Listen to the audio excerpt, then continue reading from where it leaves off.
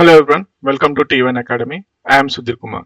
ఈ రోజు మనం డైలీ కరెంట్ అఫైర్స్ లో భాగంగా ఫస్ట్ మేక్ సంబంధించిన ఏవైతే ఇంపార్టెంట్ కరెంట్ అఫైర్స్ న్యూస్ లో ఉన్నాయో వాటి గురించి డీటెయిల్ గా చూద్దాం. సో ఫస్ట్ అండ్ ఫార్మోస్ట్ వచ్చేసి టాపిక్స్ కనుక చూసుకున్నట్లయితే ఎయిమ్ ఫర్ నేచర్ ఇనిషియేటివ్ అనే న్యూస్ లో ఉందండి. సో దీన్ని లాంచ్ చేసిన వారు ఎవరు, అలాగే సపోర్టింగ్ కంట్రీ ఏంటి, అసలు ఈ ఎయిమ్ ఫర్ నేచర్ అనే ఇనిషియేటివ్ దేనికి సంబంధించిన చూద్దాము. అలాగే బయో ఇన్పుట్ రిసోర్స్ సెంటర్స్ ని గవర్నమెంట్ ఎస్టాబ్లిష్ చేయబోతుంది. సో ఈ బయో ఇన్పుట్ రిసోర్స్ సెంటర్స్ యొక్క కీ రోల్ ఏందనే చూద్దాము. అలాగే ముజూరిస్ హెరిటేజ్ ప్రాజెక్ట్ న్యూస్ లో ఉంది. సో దీని గురించి కూడా చూద్దాము. అలాగే తొగలు తొగలు గోబయెట్ట అని చెప్పేసి ఇది తోలు బొమ్మలు ఏదైతే ఉంటుందో దానికి సంబంధించింది. సో దీనికి సంబంధించి భీమవ్వ చిలికేయత్తారా అని వీరు న్యూస్ లో ఉన్నారు. రీసెంట్ గా పద్మశ్రీ అవార్డ్స్ ఏవైతే ఉన్నాయో దాంట్లో వీరు స్పెషల్ అట్రాక్షన్ గా ఉన్నారు. సో వీరి గురించి చూద్దాము. అలాగే బాంధవ్గర్ నేషనల్ పార్క్ న్యూస్ లో ఉంది అండి. అలాగే రెడ్ క్రోన్ రూఫ్ టర్టిల్స్ చాలా ఇంపార్టెంట్ ఇది కూడా. సో ఇది న్యూస్ లో ఉంది. ఎందుకు న్యూస్ లో ఉంది అనేది కూడా చూద్దాము. గ్రీన్ హైడ్రోజన్ సర్టిఫికేషన్ స్కీమ్ ని లాంచ్ చేసింది ఇండియన్ గవర్నమెంట్. సో ఈ గ్రీన్ హైడ్రోజన్ సర్టిఫికేషన్ స్కీమ్ ఏంటనేది కూడా చూద్దాము. ఇండియాస్ వేస్ట్ మేనేజ్మెంట్ క్రైసిస్ కూడా న్యూస్ లో ఉంది. సో దీనికి సంబంధించి వేస్ట్ మేనేజ్మెంట్ పాయింట్ ఆఫ్ వ్యూలో కొన్ని పాయింట్స్ చూద్దాము. అలాగే నేషనల్ హైవే 6 ఏదైతే ఉందో దీని మేఘాలయ అస్సాంకి లింకింగ్ ప్రాజెక్ట్ ఇది. సో దీనికి సంబంధించి సెంట్రల్ గవర్నమెంట్ కొన్ని క్లియరెన్సెస్ ఇవ్వడం జరిగింది గ్రీన్ ఫీల్డ్ ప్రాజెక్టు. సో దీని గురించి కూడా చూద్దాం. సో ఫస్ట్ అండ్ ఫార్మోస్ట్ వచ్చేసి ఎయిమ్ ఫర్ నేచర్ ఇనిషియేటివ్ అండి. సో ఇది వచ్చేసి లాంచింగ్ ఆర్గనైజేషన్. ఈ ఇనిషియేటివ్ ఎందుకు తీసుకొచ్చారు అనేది తర్వాత చూద్దాం. సో ఫస్ట్ వచ్చేసి ఎయిమ్ ఫర్ నేచర్ అనే ఇనిషియేటివ్ ఎవరు తీసుకొచ్చారు అంటే ఫుడ్ అండ్ అగ్రికల్చర్ ఆర్గనైజేషన్ అండి. ఫుడ్ అండ్ అగ్రికల్చర్ ఆర్గనైజేషన్ ఏదైతే ఉందో united nations based organisation. So ఈ ఆర్గనైజేషన్ ఈ ఎయిమ్ ఫర్ నేచర్ అనే ఇనిషియేటివ్ ని తీసుకురావడం జరిగింది. సో దీనికి సపోర్టింగ్ కంట్రీ ఏంటండి, యూకే సహాయం చేస్తుంది. సో ఈ ఎయిమ్ ఫర్ నేచర్ కి ఏదైతే ఇనిషియేటివ్ ఉందో దీనికి ఫైనాన్షియల్ సపోర్ట్ వచ్చేసి యూకే సపోర్ట్ చేస్తుంది. సో మేజర్ గా ఇది ఎందుకు అంటే కన్మింగ్ మాంట్రియల్ బయోడైవర్సిటీ ఫ్రేమ్వర్క్ ఏదైతే ఉందో దీంట్లో భాగంగా ఎకోసిస్టమ్ బయోడైవర్సిటీని రీస్టోర్ చేయాలి అని చెప్పేసి టార్గెట్స్ పెట్టుకున్నారు. సో దీని ఏదైతే నేచర్ ఉందో దాన్ని రీస్టోర్ చేసే ప్రాసెస్ ని, ఎకోసిస్టమ్ ని రీస్టోరేషన్ ఏదైతే ఉందో దాన్ని మానిటరింగ్ చేయడం కోసం అని చెప్పేసి ఎస్పెషల్ గా మానిటరింగ్ ఇనిషియేటివ్స్ ఏవైతే ఉన్నాయో వాటిని మానిటరింగ్ చేయడం కోసం అని చెప్పేసి ఎయిమ్ ఫర్ నేచర్ ఇనిషియేటివ్ ని ఫుడ్ అండ్ అగ్రికల్చర్ ఆర్గనైజేషన్ తీసుకురావడం జరిగింది. సో మెయిన్ గా ఏంటి, కన్మింగ్ మాంట్రియల్ బయోడైవర్సిటీ ఫ్రేమ్వర్క్ ఏదైతే ఉందో దీంట్లో భాగంగా దాదాపుగా 30% ఆఫ్ ది డిగ్రేడెడ్ ఎకోసిస్టమ్స్ ఏవైతే ఉన్నాయో 30% ఆఫ్ ది డిగ్రేడెడ్ ఎకోసిస్టమ్ ఏదైతే ఉందో దాన్ని రీస్టోర్ చేయాలనుకుంటున్నారు. అంటే అంతమొందినటువంటి ఎకోసిస్టమ్ ఏదైతే ఉందో, వినాశనమైనటువంటి ఎకోసిస్టమ్ ఏదైతే ఉందో దాన్ని మళ్ళీ తిరిగి పునరుత్పాదకంగా తీసుకురావాలి అని చెప్పేసి ఈ కన్మింగ్ మాంట్రియల్ బయోడైవర్సిటీలో భాగంగా పేర్కొనడం జరిగింది. సో వేరియస్ కంట్రీస్ కమిట్మెంట్ ప్రకారం ఎకోసిస్టమ్ ని రీస్టోర్ చేస్తాయి కదండి. సో ఆ రీస్టోర్ సిస్టమ్ ని ఏ విధంగా చేస్తున్నారు అని చెప్పేసి మానిటరింగ్ చేయడం కోసం, అబ్జర్వేషన్ చేయడం కోసం అని చెప్పేసి ఎయిమ్ ఫర్ నేచర్ ఇనిషియేటివ్ ని తీసుకొచ్చారు.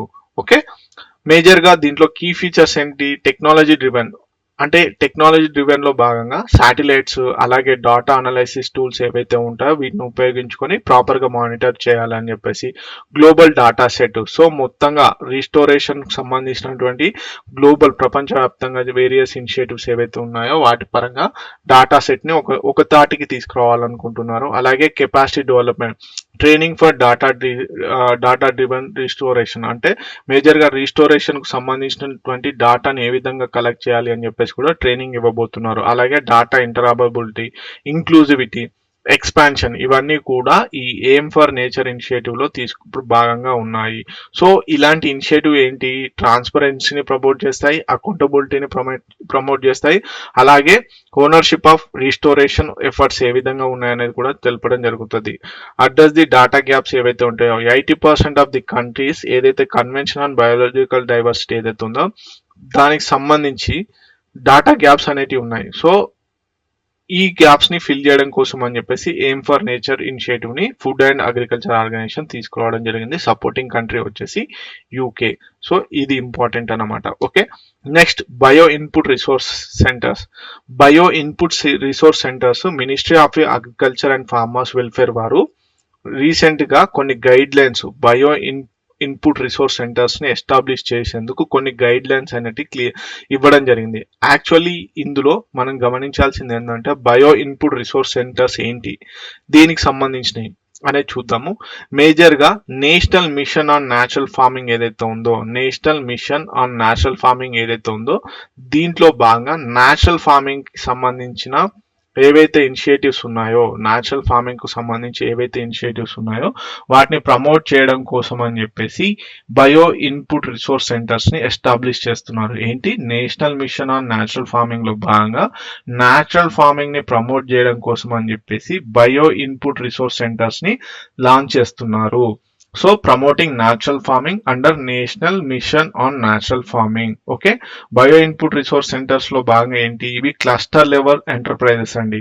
So cluster level enterprises like ఒక షాప్ అనుకోండి సింపుల్ గా. సో దీంట్లో ఏంది, బయో ఇన్పుట్స్ ఏవైతే ఉంటాయో, లైక్ న్యాచురల్ ఫార్మింగ్ కావాల్సిన ఏంటి, bio fertilisers, bio pesticides and అలాగే ఆర్గానిక్ ఫార్ములేషన్స్ ఏవైతే ఉంటాయో ఇవి ఈ బయో ఇన్పుట్ రిసోర్స్ సెంటర్స్ లో అవైలబుల్ గా ఉంటాయి. అయితే ఈ బయో ఇన్పుట్ రిసోర్స్ సెంటర్స్ లో bio fertilisers, bio pesticides, organic formulations కాకుండా ట్రైనింగ్ హబ్స్, అంటే ఫార్మర్స్ కి ట్రైనింగ్ ఇచ్చే హబ్స్ గా కూడా వీటిని చేయబోతున్నారు. సో ఓవరాల్ గా నేచురల్ ఫార్మింగ్ లో ఒక కంప్లీట్ హోలిస్టిక్ సెంటర్ గా ఈ బయో ఇన్పుట్ రిసోర్స్ సెంటర్స్ ని యూజ్ చేస్తున్నారు అన్నమాట. ఓకే, దీంట్లో మేజర్ గా ఏంటి, బయో ఇన్పుట్ రిసోర్స్ సెంటర్స్ ఏవైతే ఉన్నాయో దాన్ని ఎస్టాబ్లిష్ చేయడం కోసం అని చెప్పేసి ఒక బయో ఇన్పుట్ రిసోర్స్ సెంటర్ ని ఎస్టాబ్లిష్ చేయాలి అంటే మేజర్ గా 1 lakh రూపీస్ పర్ సెంటర్ కి ఇస్తున్నారు. సో ఇది కూడా 2 ట్రాంచెస్, 2 విడతలుగా ఇవ్వడం జరుగుతుంది, 50,000 పరంగా. సో మరి ఎంటర్ప్రినర్ ఎలిజిబిలిటీకి ఒక కండిషన్ పెట్టారు, must practice or adopt natural farming అన్నా ప్రాక్టీస్ చేస్తుండాలి, లేదంటే అడాప్టేషన్ అయినా చేసి ఉండాలి. Okay, customised inputs especially local soil, crop patterns and needs ఏవైతే ఉంటాయో అవి మాత్రమే ఈ బయో ఇన్పుట్ రిసోర్స్ సెంటర్స్ లో ఇవ్వాలి. Okay, localised based bio inputs ని ఇవ్వాల్సిందనమాట. సో ట్రైనింగ్ ఏంటి, ఫార్మర్స్ కి botanical extracts, bio inputs and pest management పైన ట్రైనింగ్ ఇవ్వడం జరుగుతుంది. ఓకే, మనకి national mission on natural farming దేనికి, chemical free and sustainable agriculture కోసం అని చెప్పేసి national mission on natural farming తీసుకురావడం జరిగింది. సో దీని ద్వారా ఏంటంటే కెమికల్ ఫ్రీ ఉన్నటువంటి ఫుడ్ ని ప్రజలకు ఇవ్వాలనేదే మెయిన్ ఇంటెన్షన్ అనమాట. So reduce dependency on chemical inputs and lower cultivation cost, ఇది మేజర్ గా national mission on natural farming మీద ఉన్నటువంటి. అలాగే బయోడైవర్సిటీని ప్రమోట్ చేయడము, ఎన్హాన్స్ క్లైమేట్ రెసిలియన్స్ రిలేటెడ్ కి సంబంధించి ఈ న్యాచురల్ ఫార్మింగ్ మీద ఎక్కువగా గవర్నమెంట్ ఫోకస్ చేస్తుంది. దాంట్లో భాగంగానే బయో ఇన్పుట్ రిసోర్స్ సెంటర్స్ ని ఎస్టాబ్లిష్ చేయడం జరుగుతుంది. సో ఒక్కొక్క సెంటర్ కి 1 lakh రూపీస్ ఇవ్వడం జరుగుతుంది 2 విడతలుగా. ఓకే, సో దానికి సంబంధించిన ఎలిజిబిలిటీ ఎంటర్ప్రినర్ ఎలిజిబిలిటీ కండిషన్స్ ఉన్నాయి, అలాగే కస్టమైజ్డ్ ఇన్పుట్స్ కూడా ఇవ్వడం జరుగుతుంది. Okay, so Muziris heritage project. So ఈ ముజూరీస్ హెరిటేజ్ ప్రాజెక్ట్ ఏదైతే ఉందో ఇది one of the ancient port అన్నమాట. ఓకే, పాతకాలం పోర్ట్ అన్నమాట. సో దీంట్లో భాగంగా ఈ ముజూరీస్ హెరిటేజ్ ప్రాజెక్ట్ లో భాగంగా ఏదైతే ఉందో మొత్తం 3000 years కల్చరల్ లెగసీ ఏదైతే ఉందో దాన్ని కాపాడాలని చూస్తున్నారు. సో ఎప్పుడు లాంచ్ చేశారు, 2009 లో దీన్ని లాంచ్ చేయడం జరిగింది. Implemented by the government of India and also UNESCO, government of Kerala. Okay, government of Kerala, state government, central government అలాగే యునెస్కో సంయుక్తంగా ఈ ముజూరీస్ హెరిటేజ్ ప్రాజెక్ట్ ని ఇంప్లిమెంట్ చేస్తుంది అనమాట. సో దీంట్లో భాగంగా ఏంటి, restore and promote the Muziris. Okay, and ancient maritime trade hub, cultural crossroads. ఒకప్పటి సిల్క్ రూట్ ఏదైతే ఉందో, చైనాకి సంబంధించిన సిల్క్ రూట్ లో ఈ ముజూరీస్ పోర్ట్ ఏదైతే ఉందో ఇది యాన్షియంట్ పోర్ట్ అండి. సో ఇది కేరళలో లొకేట్ అయి ఉంది. సో దీనికి సంబంధించినటువంటి ఏదైతే యాన్షియంట్ మ్యారిటైమ్ ట్రేడ్ ఉందో దాన్ని రీస్టోర్ చేయాలి అని చెప్పేసి ఈ ముజూరీస్ హెరిటేజ్ ప్రాజెక్ట్ లో భాగంగా పెట్టుకోవడం జరిగింది. సో ఇప్పుడు ఏంటి, largest heritage conservation initiative in India. So ఈ ముజూరీస్ హెరిటేజ్ ప్రాజెక్ట్ ఏదైతే ఉందో ఇది largest heritage conservation initiative in India. Okay, focus on rich history of Muziris port flourish from the 1st century BC. Okay, ఏదైతే 1st century BC లో ఇది చాలా ఎక్కువగా trade ను కలిగి ఉన్నటువంటిది. So major trade link with Greeks, Romans, Arabs, and Egyptians. So dealing with spices, pearls, gems, ivory, and silk. So major గా ఇప్పుడు ఏంటి ఈ ముజీరీస్ మిగతా పోర్ట్లు కాకుండా ఈ ముజీరీస్ పైన ఎందుకు అంటే యాక్చువల్లీ డాక్యుమెంటేషన్ లో హిస్టారికల్ రికార్డ్స్ ఏవైతే ఉంటాయో దాని నుంచి అన్ఎక్స్పెక్టెడ్ గా మిస్టీరియస్లీ ఈ ముజూరీస్ పోర్ట్ ను సంబంధించిన డీటెయిల్స్ అనేటి మిస్టీరియస్లీ డిసపియర్ అవడం జరిగింది. So due to natural calamities. So అందుకని చెప్పేసి దీన్ని రీస్టోర్ చేస్తున్నారు ఇప్పుడు అందుకని చెప్పేసి న్యూస్ లో ఉంది. సో ఈ ప్రాజెక్ట్ వచ్చేసి మనకు మేజర్ గా 2009 లో చేశారు. ఎవరు? యూనియన్ గవర్నమెంట్, అదేవిధంగా కేరళ గవర్నమెంట్, నెక్స్ట్ వచ్చేసి యునెస్కో వారు సంయుక్తంగా ఈ ప్రాజెక్ట్ ని నిర్వహిస్తున్నారు. ఓకే, నెక్స్ట్ వచ్చేసి తొగాలు గోంబయట్ట అంటే ఏం లేదండి, ఇది ఒక కర్ణాటక ఫోక్ థియేటర్ అండి. మేజర్ గా ఈ తొగాలు గోంబయట్టలో మేజర్ గా వచ్చేసి రామాయణ మహాభారతాలకు సంబంధించినటువంటి ఆర్ట్ ఫామ్స్ అనేటి చేస్తూ ఉంటారు. మేజర్ గా వచ్చేసి ఇది లెదర్ షాడో పప్పెట్రీ అండి, ఈ ఆర్ట్ ఫామ్. సో మనకి తోలు బొమ్మల ఆట అంటారు కదండి, ఒక రకంగా తోలు బొమ్మల ఆటనే ఈ సంబంధించింది. సో ఇప్పుడు ఎందుకు న్యూస్ లో ఉందంటే భీమవ్వ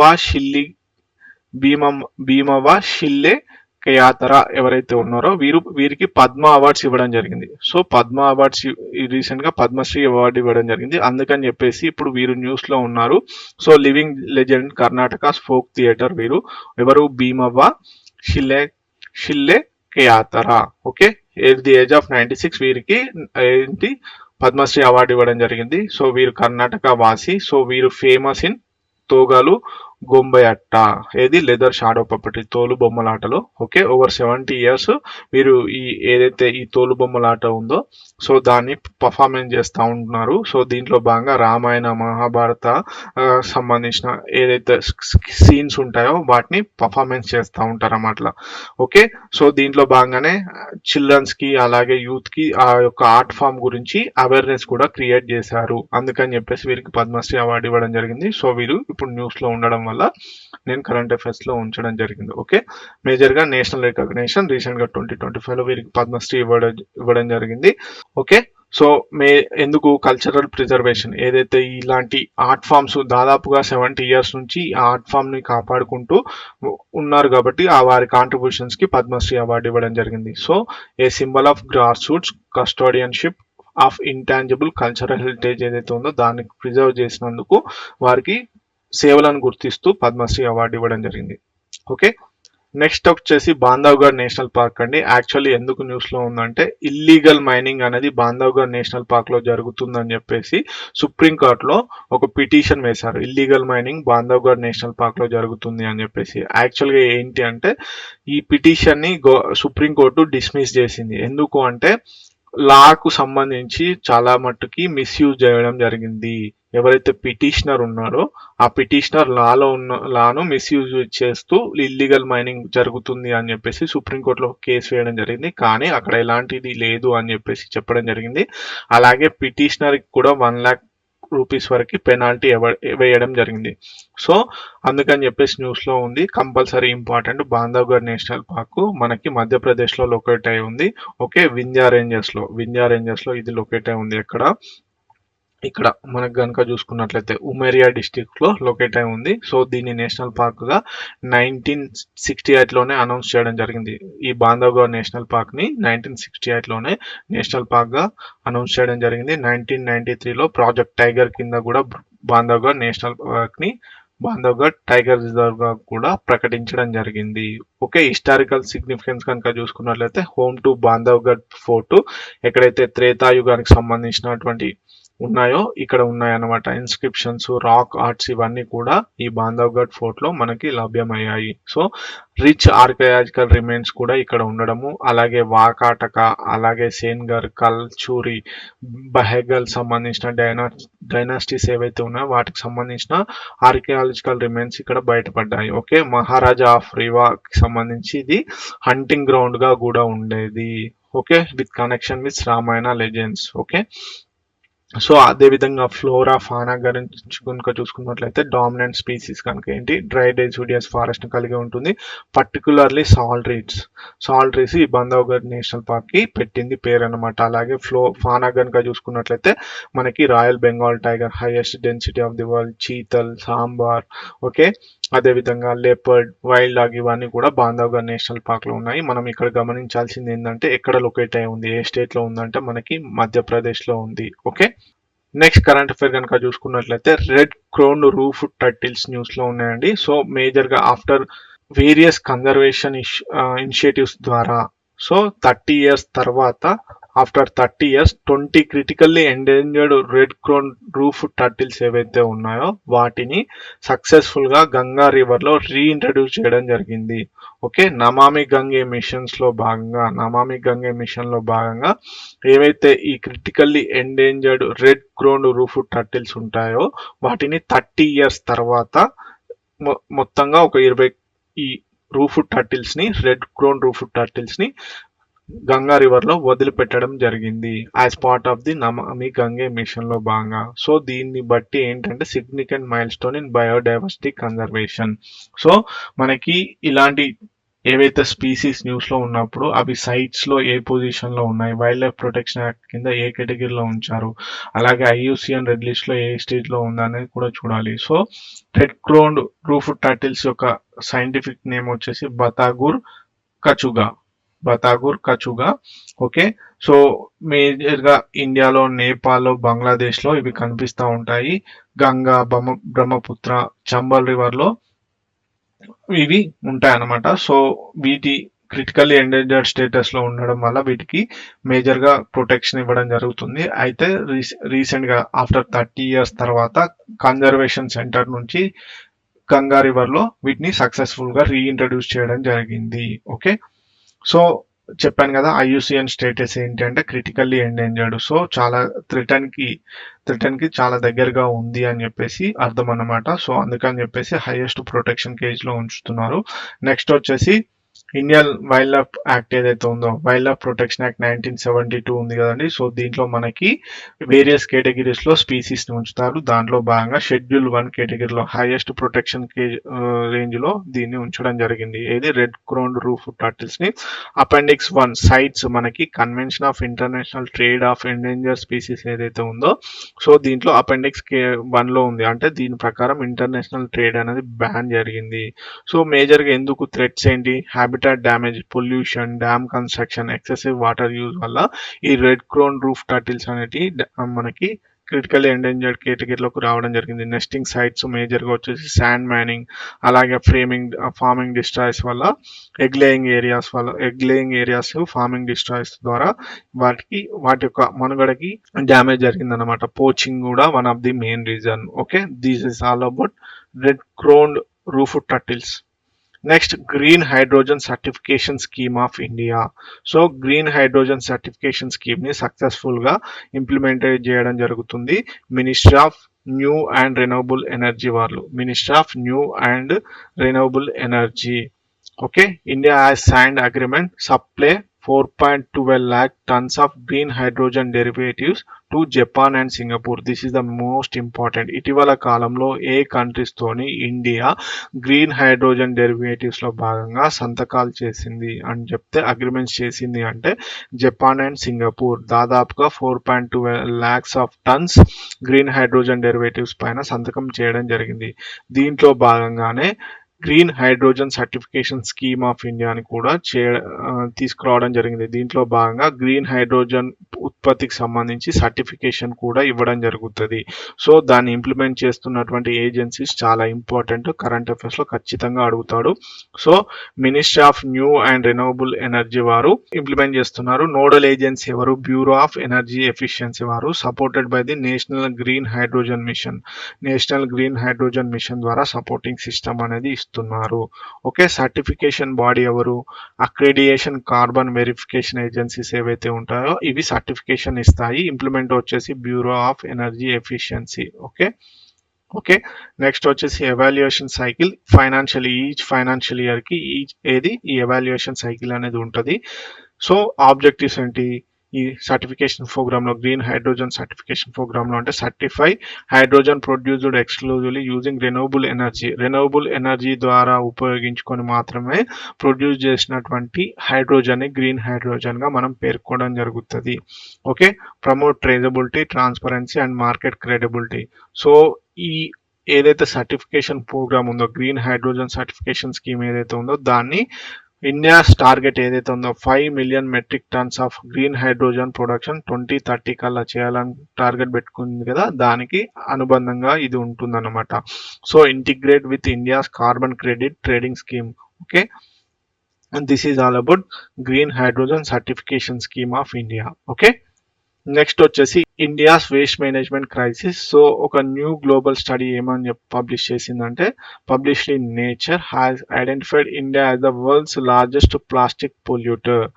India as the world's largest plastic polluter గా ఈ ఏదైతే గ్లోబల్ స్టడీ ఉందో అది ప్రచురించిందనమాట. సో దాదాపుగా 9.3 మిలియన్ టన్స్ యాన్యువల్ గా ప్రొడ్యూస్ చేస్తుంది ప్లాస్టిక్ పొల్యూషన్ అని చెప్పేసి చెప్పింది.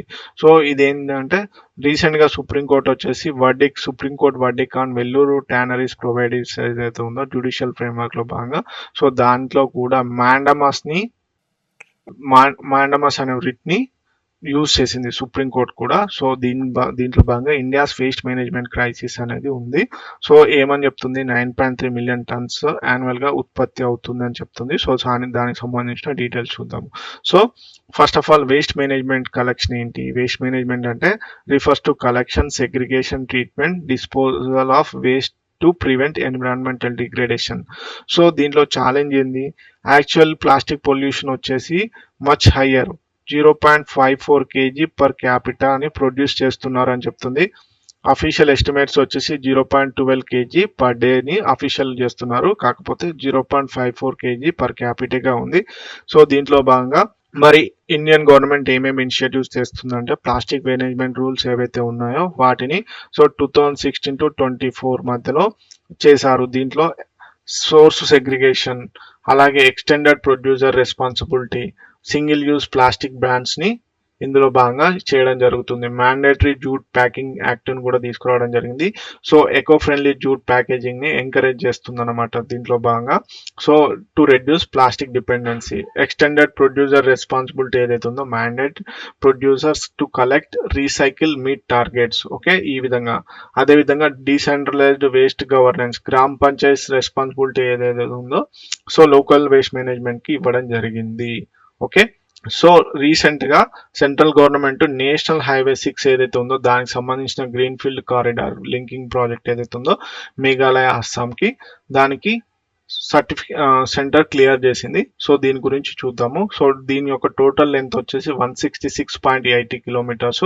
ఇది మొత్తంగా కూడా గ్రీన్ ఫీల్డ్ ప్రాజెక్ట్, అంటే ఇప్పటివరకు ఎగ్జిస్టింగ్ లో లేదు. సో అందుకని చెప్పేసి మేఘాలయ అస్సాం కనెక్టింగ్ కోసం అని చెప్పేసి నేషనల్ హైవే 6 ని తీసుకొచ్చారు. సో ఇది 4 లేన్ ప్రాజెక్టు, మొత్తం లెంత్ వచ్చేసి 166.80 కిలోమీటర్స్. మేఘాలయలో వచ్చేసి మనకి 144 కిలోమీటర్స్ దాకా ఉంటే, అస్సాంలో వచ్చేసి 22 కిలోమీటర్స్ ఉంది. సో ఈ ప్రాజెక్ట్ యొక్క కాస్ట్ వచ్చేసి ద వెరీ హైయెస్ట్ కాస్ట్ అండి. సో 22,864 crores ని ఇన్వెస్ట్ చేస్తున్నారు కేవలం ఎంత, 166 కిలోమీటర్స్ డిస్టెన్స్ కి. ఓకే, దీంట్లో భాగంగా సివిల్ కన్స్ట్రక్షన్ పాయింట్ ఆఫ్ వ్యూలో కనుక చూసుకున్నట్లయితే 12,000 crores, అలాగే ల్యాండ్ అక్విజిషన్ కి 3,000 crores వరకు, 3,500 crores వరకు ఎస్టిమేషన్స్ వచ్చాయి. సో హైబ్రిడ్ యాన్యునిటీ మోడ్లో ఈ ప్రాజెక్ట్ ని ఇంప్లిమెంట్ చేస్తున్నారు. దీని ద్వారా ఏంటంటే ట్రావెల్ టైం, షిల్లాంగ్ నుంచి సిల్చార్, గౌహతి మధ్యలో ఏదైతే ట్రావెల్ టైం ఉందో దాన్ని రెడ్యూస్ చేయొచ్చు. అలాగే సిమెంట్ అండ్ కోల్ ఇండస్ట్రీస్ కి, లాజిస్టిక్స్ కి, టూరిజం ఎంప్లాయ్మెంట్ కి ఇది బూస్ట్ గా పనిచేస్తుంది. అదేవిధంగా త్రిపుర, మిజోరాం, మణిపూర్, బరాక్ వ్యాలీలకి కనెక్టివిటీ పెరుగుతుంది అనమాట. Okay, this is all about national highway 6 corridor linking Meghalaya and Assam. Okay, next వచ్చేసి జాతీయ భద్రత, నేషనల్ సెక్యూరిటీ అడ్వైజరీ బోర్డ్ ఏదైతే ఉందో, నేషనల్ సెక్యూరిటీ అడ్వైజరీ బోర్డ్ కి చైర్మన్ గా ఫార్మర్ రా చీఫ్ ఎవరైతే ఉన్నారో వారిని అపాయింట్మెంట్ చేయడం జరిగింది. ఎవరండి? చైర్మన్ గా అలోక్ జోషి గారు. వీరు ఫార్మర్ రా మనకి రీసెర్చ్ అనాలిసిస్ వింగ్ ఏదైతే ఉందో దానికి చైర్మన్గా ఉన్నటువంటి అలోక్ జోషిని ఇప్పుడు అపాయింట్మెంట్ చేయడం జరిగింది. పహల్గామ్ ఉగ్ర దాడికి ప్రతీకార తీర్చుకోవడం కోసం దాదాపు ఖాయంగా కనిపిస్తున్న వేళ నేషనల్ సెక్యూరిటీ అడ్వైజర్ బోర్డ్ కి సంబంధించి రాకు సంబంధించిన మాజీ అధిపతిని అలోక్ జోషిని నియమించింది. సో దీని ద్వారా ఏంటి అంటే మేజర్గా ఈ నేషనల్ సెక్యూరిటీ అడ్వైజర్ ఎవరు, దానికి సంబంధించిన బోర్డుకు సంబంధించి కూడా చాలా ఇంపార్టెంట్.